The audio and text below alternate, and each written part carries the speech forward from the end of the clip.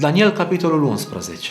Probabil că este cel mai greu capitol al cărții Daniel și în cărțile de comentarii există atât de multe opinii și idei care apar încât nu știi asupra cărora dintre ele să te oprești. Vom aborda acest capitol în 3 prezentări, aceasta și încă 2, pentru că în înțelegerea mea sunt 3 compartimente, 3 elemente care pleacă de la clar spre semi-clar și spre o zonă în care e mai degrabă obscură treaba, fiind însă niște linii directoare pe care le putem urmări.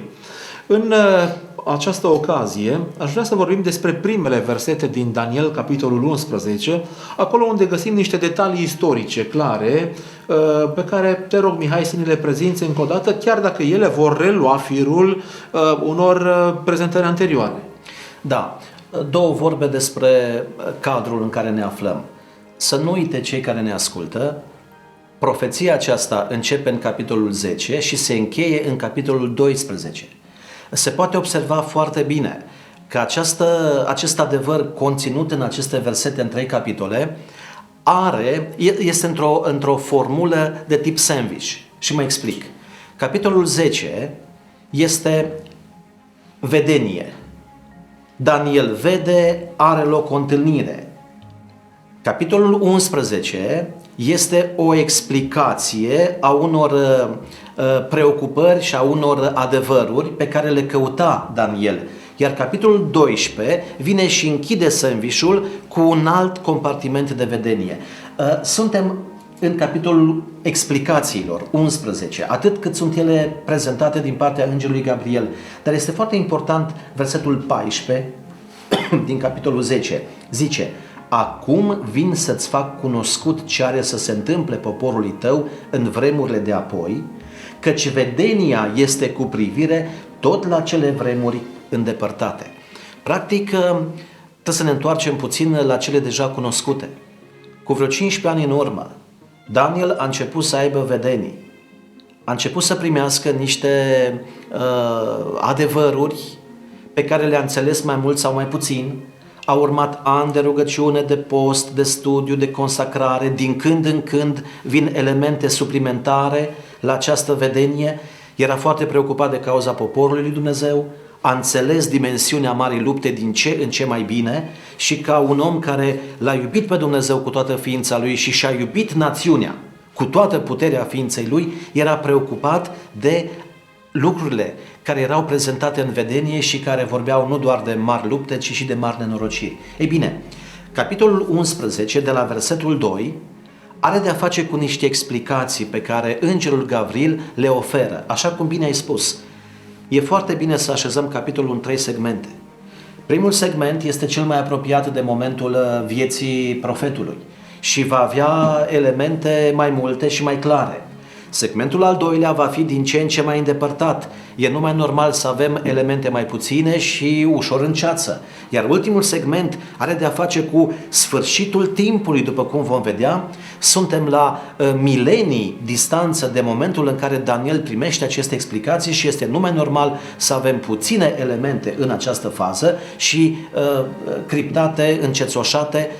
Ei bine, primul tablou sau primul segment zice așa: iată că vor mai fi încă 3 împărați în Persia. Primul este împăratul sub a cărui domnie se produce evenimentul. Anul al 3-lea al lui Cir. Vor mai fi 3 împărați. Cel de-al 4-lea va strânge mai multă bogăție decât toți ceilalți și când se va simți puternic prin bogăția lui, va răscula totul împotriva împărăției Greciei. Deja Gavril spune lucruri pe nume. După Cir a urmat fiul său Cambises. Pentru 7 ani, atât a fost domnia fiului său. Un fals Smerdis, uzurpator, conduce Persia pentru mai puțin de un an de zile și apoi vine dinastia lui Dariu cu Dariu I.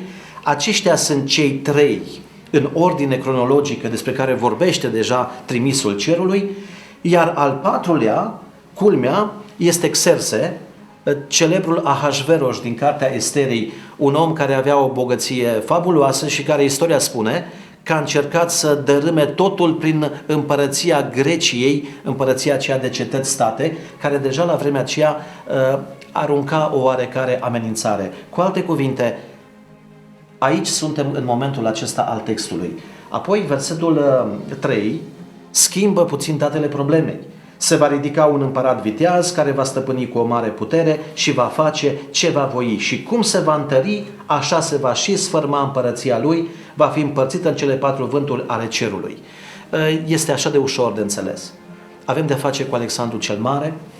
El este cel care va pune capăt Imperiului Medo-Persan, pornește din Macedonia, supune cetățile stat grecești și de acolo, la vârsta de numai 20 de ani, cu o armată mică de 35.000 de soldați, pune în genunchi, prin câteva bătălii celebre, Imperiul Medo-Persan, ce avea o armată cu calabălăcuri, cu tot de peste 1.000.000 de suflete. În 10 ani de zile, lumea se schimbă la față. Noul imperiu este imperiul grec, ce se întinde din Himalaya și din India până în Europa și nordul Africii.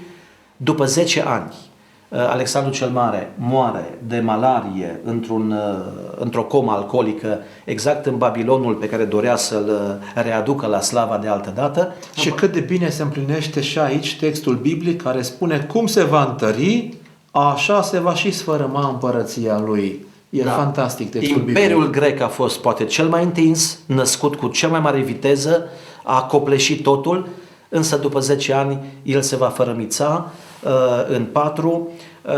Cei 4 generali, diadohi, vor fi în luptă după moartea lui Alexandru cel Mare, vor împărți imperiul.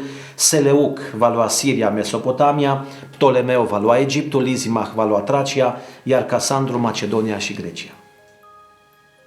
Da, iar în continuare, versetele care vin aici, în capitolul 11, prezintă mai mult pe seleucizi și pe Ptolemei, pentru că din perspectiva poporului evreu, tracii erau departe, grecii erau departe, lumea lor avea de-a face mai mult cu Ptolemei și cu seleucizii.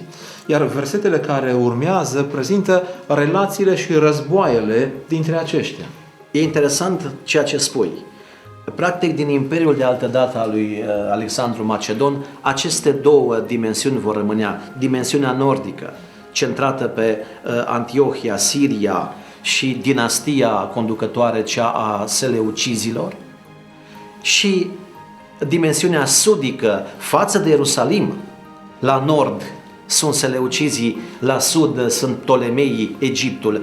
Versetele următoare vor prezenta încăierarea aceasta între nord și sud vis-a-vis de Ierusalim. Și atunci spunea cineva, când elefanții se luptă, vai de iarba călcată în picioare. Ierusalimul este la mijloc în această bătălie. Când cei din nord, când cei din sud, trecând în atacurile pe care le organizează unii împotriva altora, vor afecta din ce în ce mai tare liniștea, poziția, soarta poporului ales. Textele spun de anumite alianțe, în anumite momente s-a încercat o pace în aceste resturi ale Imperiului Grec. O prințesă Berenice, o fiică al unui Ptolemeu, cred că al doilea, dacă nu greșesc, este dată de soție unui seleucid. Dar nu rezistă alianța asta. Mai târziu, o Cleopatră, nume cu rezonanță, este dată de cei din nord celor din sud. Alianțele acestea familiale nu reușesc să refacă armonia Imperiului Grec. Va rămâne mereu o luptă între împăratul de la nord și împăratul de la sud, iar poporul lui Dumnezeu va fi prins în mijlocul acestei lupte. În încheiere, aș spune doar atât. Chiar dacă acest capitol 11 este în ceață, faptul că primele versete sunt clare și confirmate de istorie, mie îmi dă toată încrederea că și ceea ce va fi mai greu de înțeles în continuare e la fel de autentic precum primele versete. Pe lucrul acesta putem să construim fiecare dintre noi, chiar dacă vor urma în continuare informații mai limitate și nu atât de concrete precum au fost cele de până aici. Însă Biblia este cât se poate de exactă și cât se poate de inspirată în tot ceea ce ne prezintă ea în firul derulării acestei drame a păcatului, marea luptă pe acest pământ.